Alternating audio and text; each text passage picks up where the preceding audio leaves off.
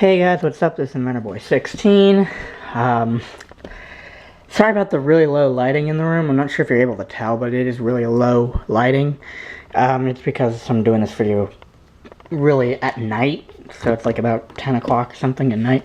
But I'm going to be doing a video on my Smith Corona typewriter. I'm actually going to be showing you guys some pretty cool stuff about it. Here, if I can just get the dang... it's keying backwards, I think.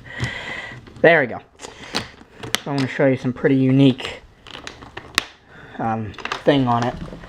Here, whoops. Okay, that was kind of loud. Okay, just gotta take the... Wow, it scooted all the way over to one side. That was weird. Okay. Hang on a second, I'm going to put you guys down. I'm going to set it up.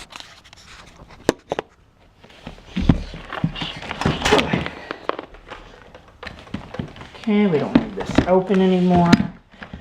Throw that back in there. What the heck is it getting stuck on there?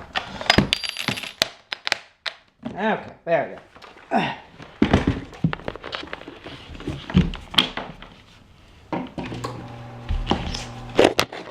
Oops, sorry about that. So, those of you who are familiar with the Smith Corona, or any really basic typewriter, or anything like that from the 1900s, you would know that if they were enclosed bodied ones like this one here, where you have a bunch of instrumentation underneath the circuit board and all that stuff, and it wasn't electronic or whatever, or like the how do I say it? Oh yeah, the IBM Selectric, or if it wasn't like a digitally controlled calculator, or not calculator, but if it wasn't a digitally digital typewriter that was controlled by a motherboard or something like that, you would know that they were extremely serviceable. Just wanted to shut it down for a sec. You know that there's multiple different ways you can service these units, because these were expensive. I mean, this one back in the day was probably around $200, I'm not sure, but it was around $150 to $200. Because the manual ones back then, they were worth about $100 to $135 or something like that, from $85 to $135. So they were worth a lot. But this one was an electric. This one was a mechanized electric typewriter, which used mechanized parts in it and stuff like that, and runs off of one central motor. So they would make these extremely serviceable. So first thing that would make it easy to service is the fact that this top piece pops right off, and you can get into there and you can fix type bar issues and things like that. But what if you had something wrong going on with the keyboard? How would you do that? So I'm going to show you guys. Put this piece back on, because this piece protects the rest of the typewriter from being chipped or bent or damaged or anything, because all of this is plush together. So you can flip it upside down and you can do work on it. So I'm going to do that right now. And the reason I'm doing this video very late is because, or a week or so, or not a week, a couple months after I got this, is because I was finally able to get the service panel taken off. So hang on a sec, guys. I'm gonna put you down again while I flip this thing over, and it is not an easy device to flip without dropping. Okay. Ow, my arm, ow. Okay, well, it's not very comfortable. This thing weighs about 30 pounds, so, or 40 pounds, I'm not exactly sure, but it weighs a lot. So, just reset the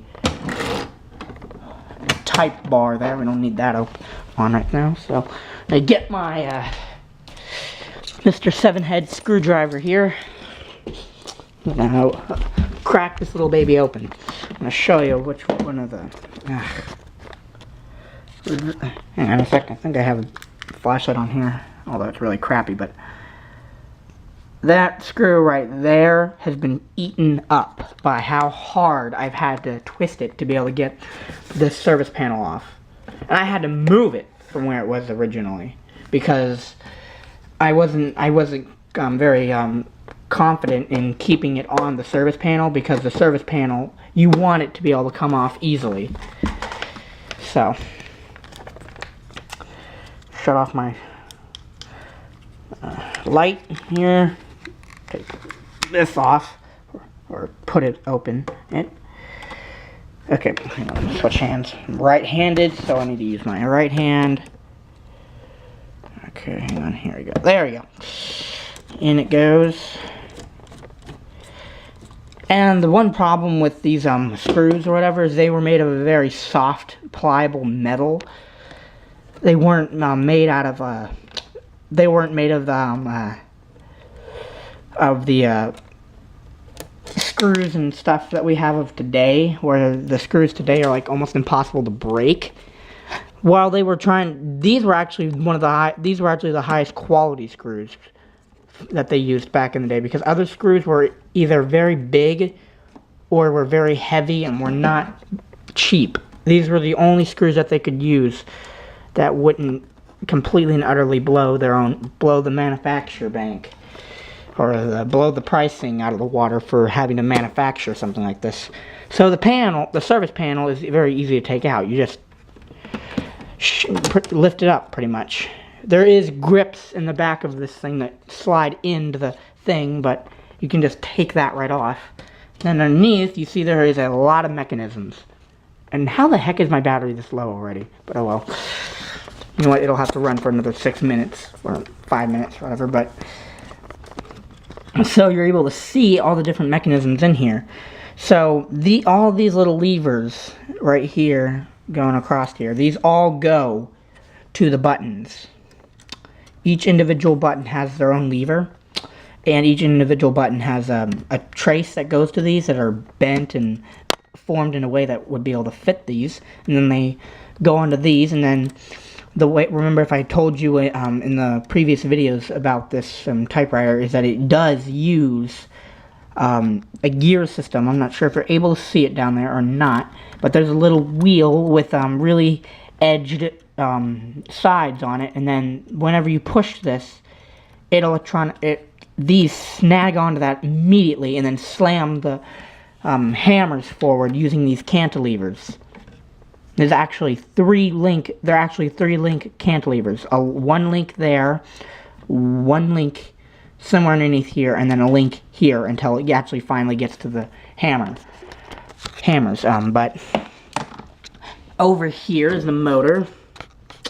Right there, you can see the coils to the motor, and I did not know this, but the motor actually does have a cooling fan, and the motor actually has a slipper clutch on it. So it's only whenever the thing is spinning at a high enough RPM that it actually engages the clutch that allows the belt to drive. So I tried spinning this motor by hand, and it didn't move anything in the typewriter because it wasn't gonna work, or because it had the slipper clutch.